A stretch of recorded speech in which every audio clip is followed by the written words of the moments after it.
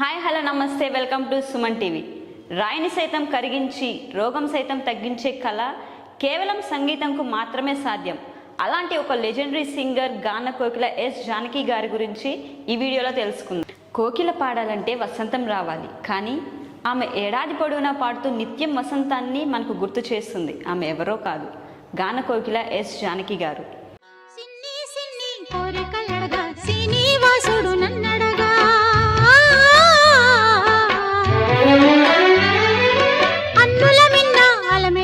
గుంటూరులోని పల్లపట్లలో ఆమె 1938 ఏప్రిల్ 23న జన్మించారు.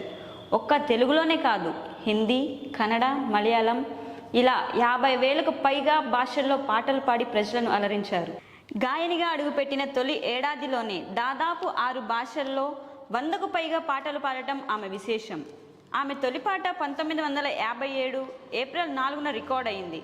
ఆ తొలిపాట కూడా తమిళంలో పాడటం ఇంకా విశేషం. 1961లో విడుదలైన బావమరదలు చిత్రంలోని నీలి మేఘాలలో గాలి కెరటాలలో పాటతో తెలుగు ప్రేక్షకులకు వీణుల విందు చేసింది. 1964లో విడుదలైన పూజాఫలం చిత్రంలో పగలే వెన్నెల పాటతో ఆమెకు గాయనిగా ప్రత్యేక స్థానం దక్కింది. జానకి తన గొంతుతో చిన్న పాపల బుజ్జుబుజ్జి మాటలు కూడా పలుకగలరు.